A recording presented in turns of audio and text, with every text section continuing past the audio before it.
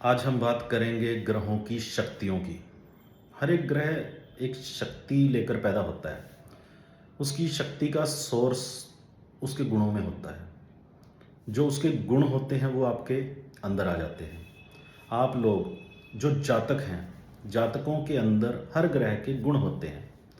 तो उसी प्रकार से एक शक्ति के रूप में वो गुण रहते हैं। हर एक पर्सन, हर एक इंसान के अंदर कोई ना कोई विशेष ग्रह की शक्ति मौजूद होती है। आपको समझना होगा इस शक्ति को, और इस शक्ति को महसूस करके इस ग्रह के गुणों में वृद्धि करके आप अपने चरित्र को बना सकते हैं।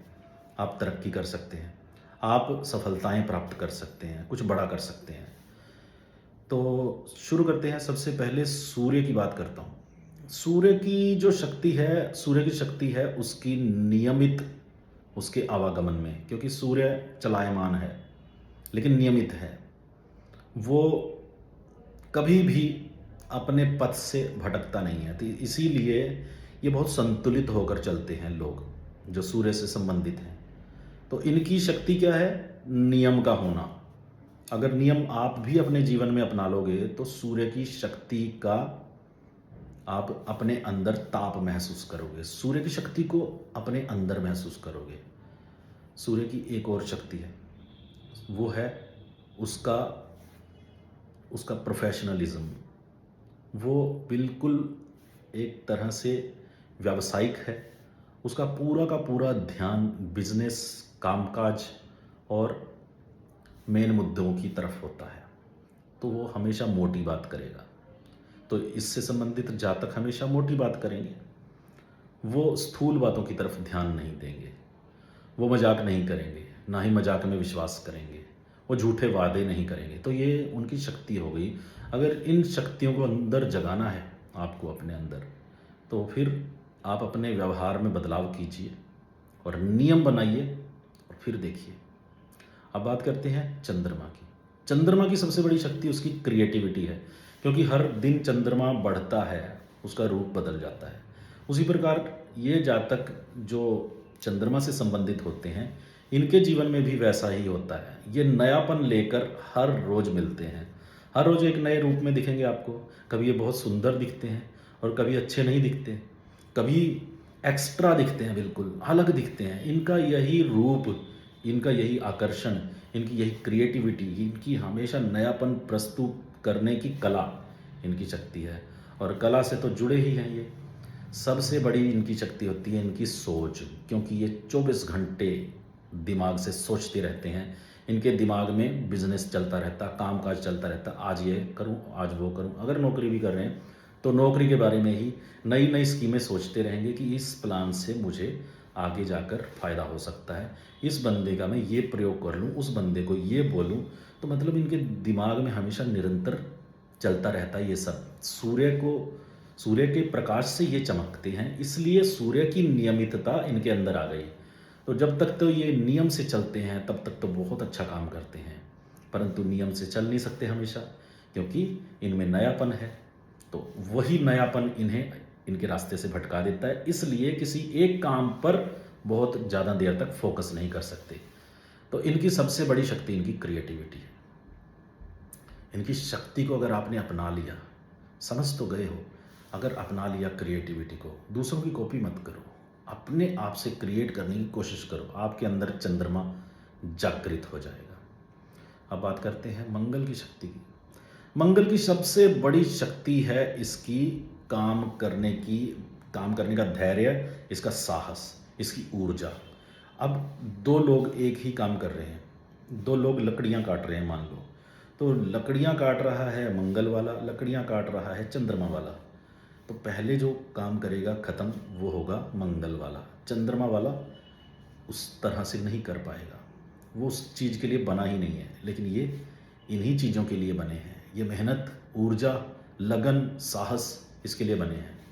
बड़े बड़े कामों को हाथ में लेने के लिए बने हैं, और यही इनकी शक्ति है। मंगल इन्हें ऊर्जा देता है फिर से स्क्रैच से दोबारा शुरू करने की। आपने देखा अमिताभ बच्चन ने स्क्रैच से शुरू किया और अपना मुकाम हासिल किया, ये वही मंगल था। आपने देखा कि राजेश खन्ना थे, वो स्क्रैच से शुरू करना चाहते थे, नहीं कर पाए।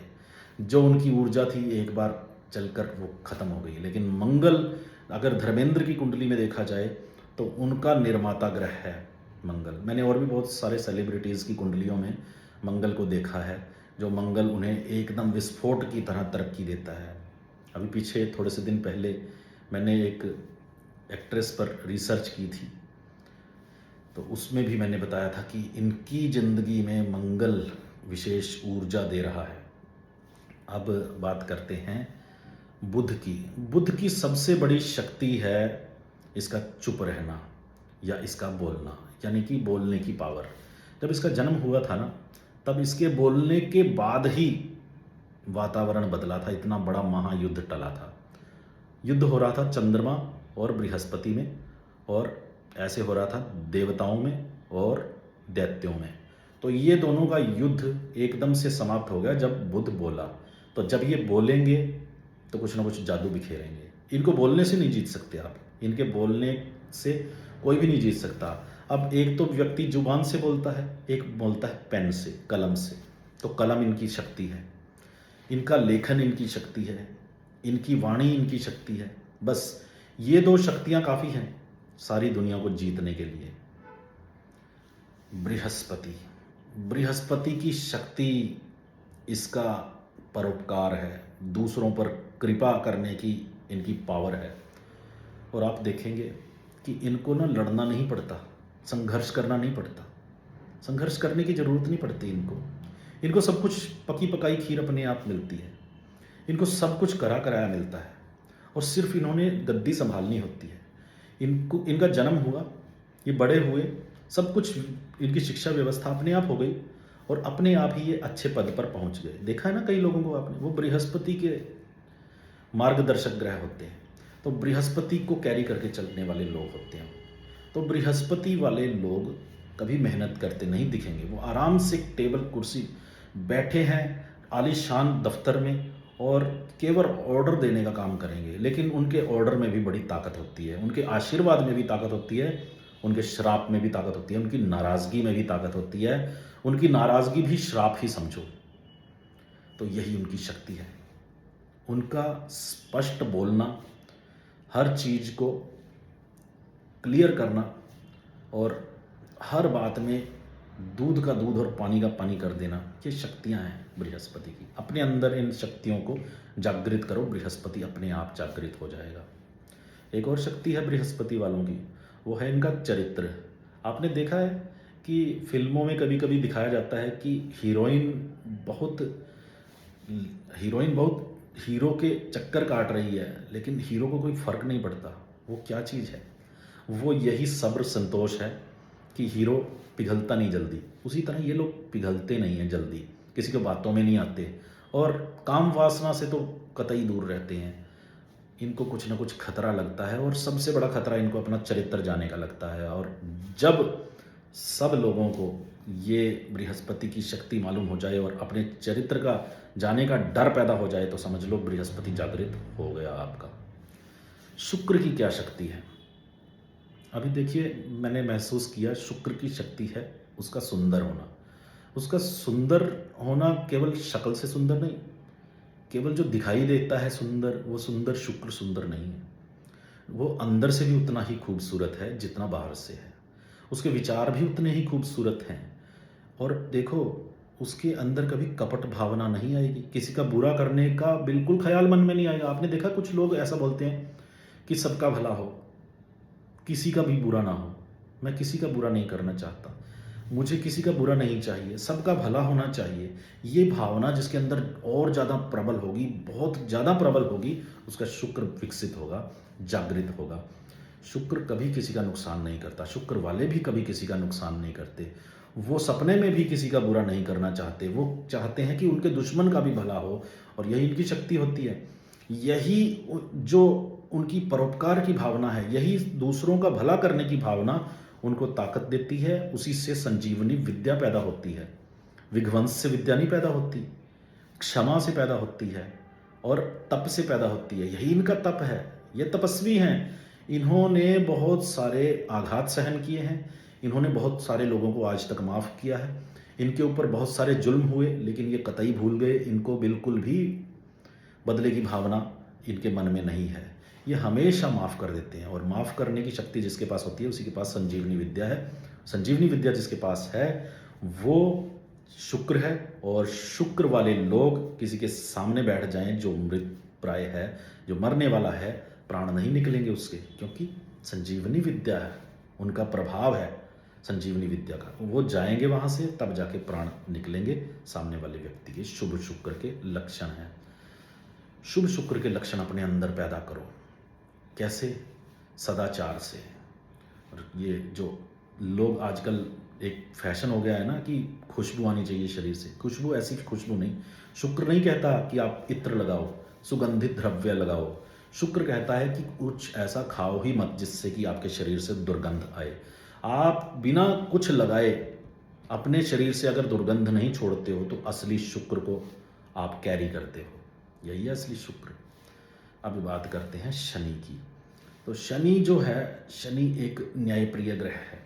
इसकी सबसे बड़ी शक्ति है इसका इंतजार। ये दूसरों को भी प्रेरणा देता है। ये बताता है, हर वक्त बताता है कि इंतजार करो, सब्र करो, सब्र का फल मीठा होगा। और खुद भी इंतजार करता है, दूसरों को भी करवाता है। हम हमेशा हमें ये संदेश देता रहता है कि अभी नहीं, अभी फल पका नहीं है, अभी नहीं मिलेगा। लोग जल्दबाजी करते हैं, लोग इसकी गति से आगे निकलना चाहते हैं, लेकिन इसकी शक्ति वही गति है इसका स्लो चलना, आराम से चलना।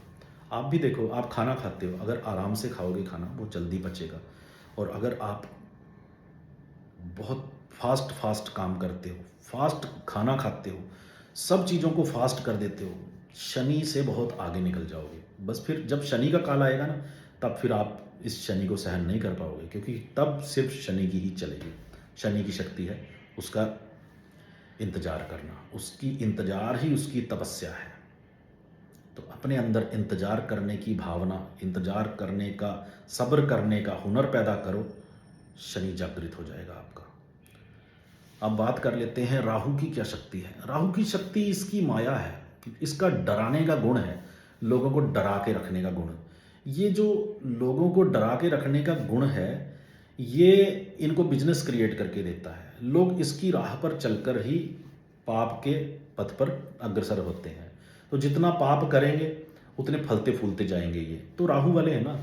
अगर ये परोपकार करने पर आ जाएंगे, सच बोलने पर आ जाएंगे, तो फिर तो ये बर्बाद हो जाएंगे। तो राहु वाले उल्टा करते हैं। ये पैदा ही इसलिए हुए हैं कि दूसरों का नुकसान कर सकें, अपने थोड़े से फायदे के लिए दूसरों का भरपूर नुकसान करने से भी चूकते नहीं हैं। दया नाम की कोई चीज़ नहीं है इनके अंदर। इनके अंदर अगर है तो सिर्फ एक चीज़ है, वो है क्रूरता। और वो क्रूरता दबी रहती है, छिपी रहती है बड़ी कला से। और उस क्रूरता का जिंदा रहना देर तक, यही राहु की गतिविधियों को जन्म देता है, और ये मायावी हो जाते हैं। जब तक ये बदले की भावना नहीं छोड़ते तब तक ये राहु हैं। जब ये बदले की भावना छोड़ देंगे तो ये राहु नहीं, केतु हैं। अब आइए केतु को जान लेते हैं। केतु की सबसे बड़ी शक्ति है उनकी भक्ति। केतु माइंडलेस है, दिमाग नहीं है उसका, जैसे भक्त का दिमाग नहीं होता। तो उसकी भक्ति इतनी ज़्यादा बढ़ जाती है कि उसके बराबर बृहस्पति भी ठहर नहीं सकता, शुक्र भी ठहर नहीं सकता। हालांकि सहयोगी जरूर हो जाते हैं। बृहस्पति का केतु के साथ होना, शुक्र का केतु के साथ होना, ये एक योग कारक स्थिति होती है। बृहस्पति मतलब बुध केतु के साथ, ये सबसे ज़्यादा खराब स्थिति है। चंद्रमा सबसे ज़्यादा खराब स्थिति है। तो केतु की शक्ति उसकी भक्ति में है। जब तक भक्ति जिंदा है उसकी शक्ति जिंदा है। अपने अंदर भक्ति पैदा करो, केतु के करीब पहुंच जाओगे। और जो लोग केतुवत हो जाते हैं वो केतु को जागृत कर लेते हैं, और केतु जागृत होने से आप सब चीज़ों के ऊपर उठ जाते हो। भौतिक चीज़ों के आपकी पहुंच वहाँ तक हो जाती है जहाँ तक किसी की भी नहीं है। तो ये था परिचय ग्रहों की शक्तियों का। उम्मीद है आपको ये कड़ी पसंद आई होगी। यह जो वीडियो है इसको दूसरों के साथ शेयर करो, जिसको ज्योतिष की भूख है, जो सच्चे ज्योतिषी के तौर पर कार्य करना चाहता है। धन्यवाद, नमस्कार, जय श्री कृष्णा।